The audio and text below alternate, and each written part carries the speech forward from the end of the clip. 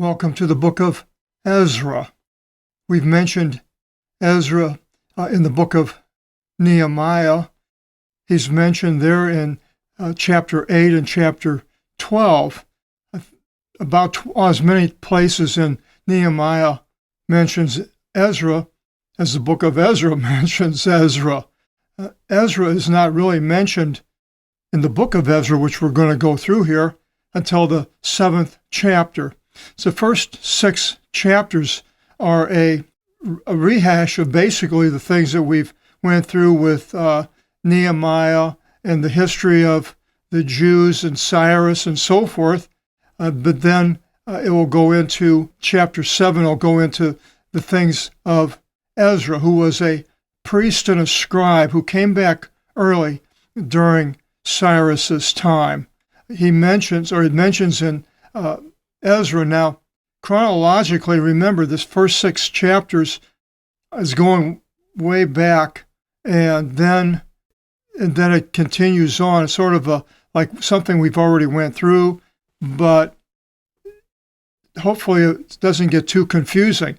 See, if you went through the Bible straight on through Genesis, Exodus, Leviticus, Numbers, you get down to Ezra and Nehemiah, and then Jeremiah later, Ezekiel. The times are all scattered throughout.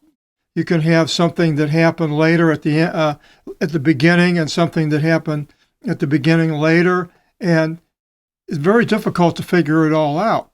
I've spent a lot of time here trying to put it into somewhat of a chronological order, especially the time of the exile to Jesus, which this is all about. So with that, we'll start off now with Cyrus giving the orders to build the house of the Lord. It says in 1:2 of Ezra, and these are all in Ezra. Thus said Cyrus, king of the Persians, all the kingdoms of the earth the Lord God of heaven gave to me. And he looked upon me to build to him a house in Jerusalem. Now we're talking about the house. Ezra's more involved in the house, where Nehemiah was in the walls, the city itself, in Judea. Who is there among you? And it continues. Now, I've changed it a little bit where I have the caption goes underneath the section that we read. Next does the ones of the captivity then return from Babylon, listening to Cyrus's decree. It says, and these are the sons of the places ascending from the captivity, of the resettlement of which Nebuchadnezzar the king of Babylon resettled into Babylon, that returned unto Jerusalem and Judah, every man into his city. The ones who came with Zerubbabel, Joshua should be here. Yeshua is King James. But Jesus, we'll go through this later because we're going to go through these 2 men individually next, Zerubbabel and then Jesus. But with this here, so now the people were in Babylon. They weren't in Persia, although Nehemiah was in Persia. Daniel went to Persia. Later, Artaxerxes and Esther are in Persia. King Darius is in Persia, but Cyrus conquered Babylon. Now, when he went from Babylon back to his Susa, his capital in Persia, it doesn't mention in the Bible. So now, these are the people ascending, the main ones, and they're going out from Babylon. And next would be the Zerubbabel and Jesus offer burnt offerings. It says, and Jesus, that's the same name as Jesus, the son of, and the King James messed it up by calling it Yeshua.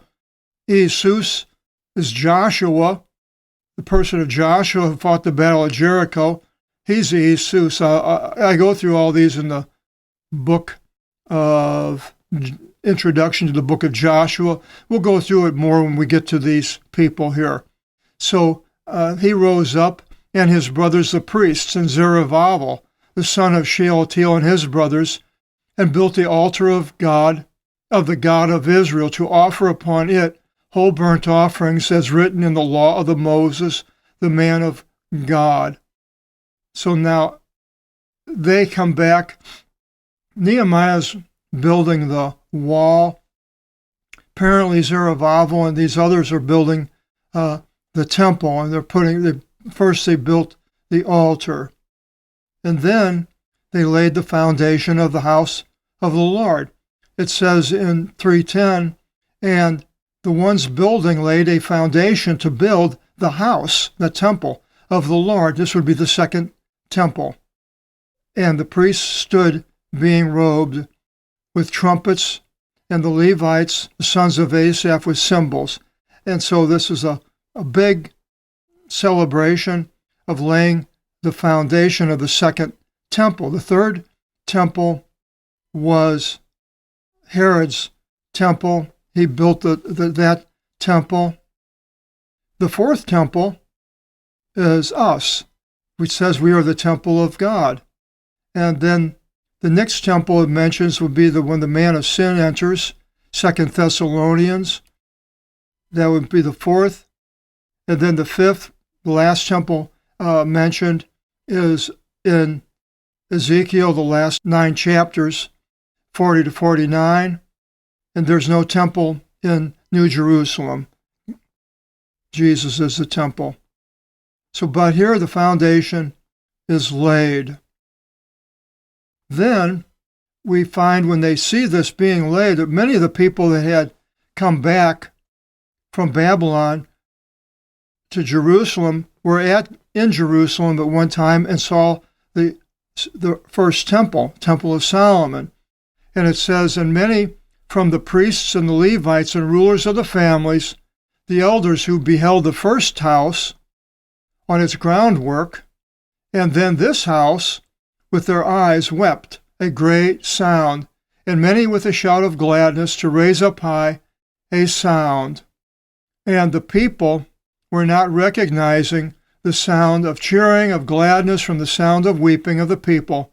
For the people cried out with a great voice, and the sound was heard even from far off. So the ones that saw the earliest one, maybe this one didn't meet their expectations, but the people that never saw the first one were glad to see a temple being built. It would be nice if they had the temple today, where they came back, Jews in 1948, but did they build the temple? No, they've never built a temple. Now, there will be a temple, because I mentioned in 2 Thessalonians, talks about the man of sin going into the temple. And I've mentioned before that, well, there is a temple on Temple Mount, and that's called the Dome of the Rock Mosque. And the Jews could very well go in there and tear the sides down and turn it into a temple, as the Muslims did with St. Sophia, Orthodox Cathedral in Constantinople, and changed it into a mosque. So it would only be righteous if that's what happened to the Muslims. But I'm not saying it's going to happen, but it's a possibility that the temple is already there. Then we have an opposition in building the house by men called Rehum and Shimshai. And it says, Zerubbabel said to them, those people, and Jesus, and the rest of the rulers of the families of Israel, when these other people wanted to help to build Jerusalem up in the temple, but it wasn't they weren't Jews. It is not for us and to you to build a house to our God. Well, it was to them, but not to both. But we ourselves together shall build to the Lord God of Israel, as Cyrus, the king of the Persians, gave charge to us. And the people of the land were enfeebling the hands of the people of Judah, impeding them to build. Then you can go through the book of Ezra and find out all the things in Ezra and Nehemiah about these people that were against their building the temple and Jerusalem. But they caused a problem. And it says they caused the building of the house to cease. And it says, this is the disposition of the letter which they sent to him, to Arthasaus the king. by your servants, the men on the other side of the river, not Jews. And now let it be made known to the king, that the Jews ascending from you to come to us came unto Jerusalem, the wicked and defecting city which they are building. And the walls of it are being readied, which Nehemiah did, and the foundations of it they elevated. And so this is their letter against it. And then the temple work ceased, the building ceased. It says, then the work of the house of God was idle in Jerusalem, and it was idle until the 2nd year of the kingdom of Darius, king of Persia. And there might have been other rulers in between. Doesn't say in the Bible. So now they've ceased to build. Then we have a letter that these rulers wrote to Darius in Ezra 5, 7-10, and that is right down here in the red. But it says, and Haggai the prophet prophesied in Zechariah son of Iddo a prophecy over the Jews. We're going to go through these the books of these two prophets last, after we get done with the timeline. And in Judah and in Jerusalem, in the name of God of Israel over them. Then rose up Zerubbabel, the son of Shealtiel, and Esau, son of Josedek, and they began to build the house of God in Jerusalem. So they started building it up again. Now, when the enemies wrote the letter, they sent to the, I think it was Darius, that the things that these people were doing were evil, and see if there's any record of it, as they say there is from Cyrus. And it begins, and there was found in Achmetha the city, a place of the Mede city, where Cyrus put the scroll, one chapter of a scroll, and this was the record written in it. In the 1st year of King Cyrus, Cyrus the king rendered a decree concerning the house of God in Jerusalem, saying, let the house be built in the place of which they sacrifice. So they found this scroll. So when Darius finds out about there was this decree from Cyrus, he says, and now leave alone the work of the house of God and the ones guiding of the Jews and the elders of the Jews.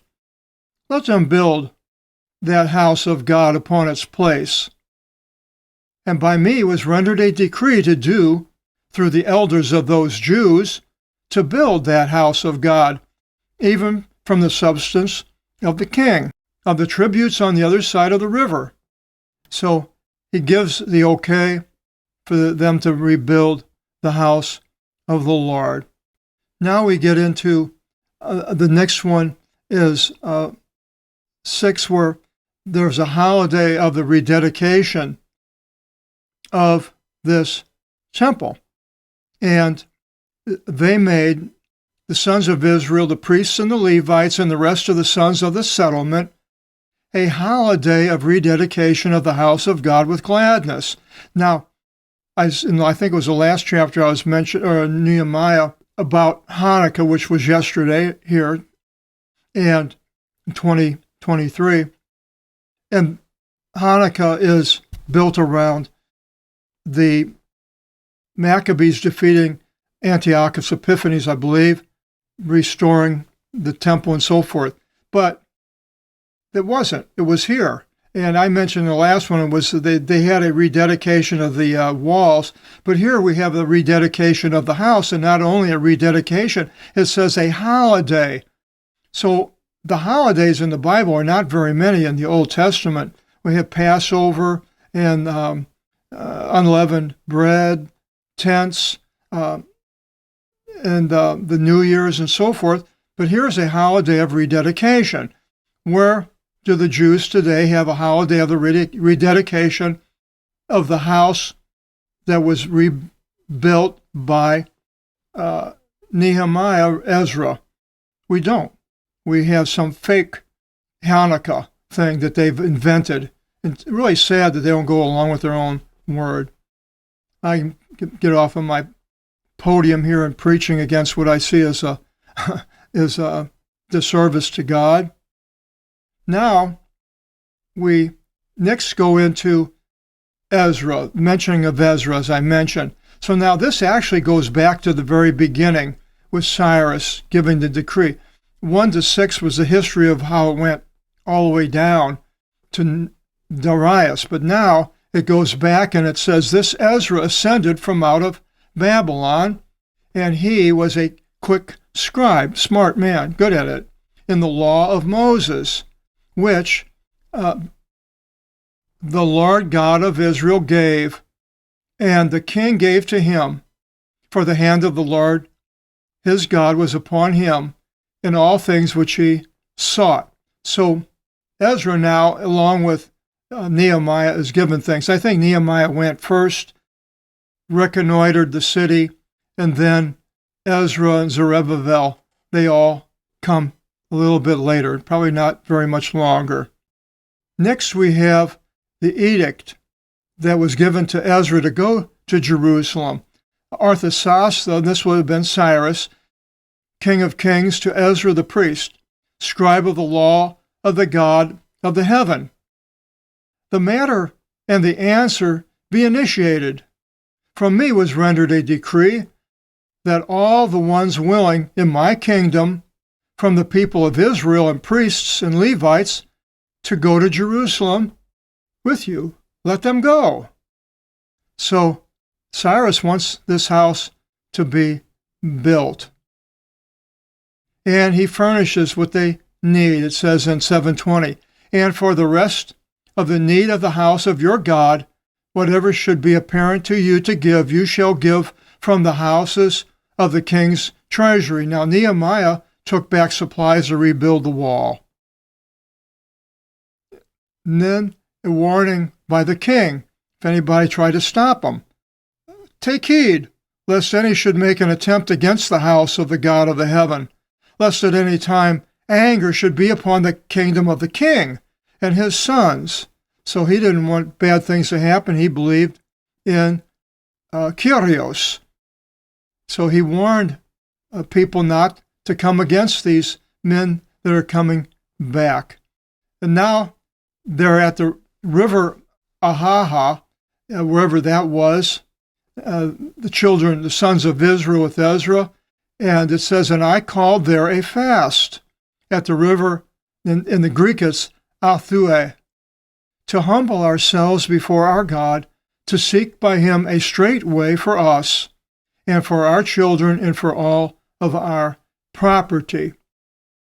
Now, as they were going back, they didn't want to ask the king for troops to protect them or anything, because he said that God was the one that was calling them to do it. So if God's calling them to do it, God would protect them. So Ezra says that he was ashamed to mention that to Cyrus. And then they finally get to Jerusalem. It says in 832, and we came into Jerusalem and stayed there 3 days. And on the 4th day we set the silver and the gold and the vessels in the house of our God. So now that's the book of Ezra. There's also other things that goes into in chapter 9, a breach of contract, intermarriage of the people, and then Ezra's prayer in 9, 5 to 15. You can go and read these in the book of Ezra. As I mentioned, we're not going through Ezra here, the book, we're just going through a timeline. And then there was a continuation of Ezra's prayer and a confession in chapter 10, and the dismissal of alien wives. And finally, we have a few lists back in chapter 2, the captivity, the captivity returning to Jerusalem. And then in chapter 8, the rulers of the families of the captivity ascending with Ezra during Cyrus. So now we've went through Ezra and Nehemiah, which are books of the Bible. And the two people that were both in Ezra and Nehemiah, who were important enough that we should set them apart for a video on each one of them. A segment on each one of them would be Zerubbabel and Jesus, also known as Joshua and Jeshua, and Jesus, all the same Greek word, but the King James really messed it up. So we are next going to be going through Zerubbabel or Joshua. I'm not sure which one I'm going to go with first, but one of the two. Hope you join us. Till then, God bless.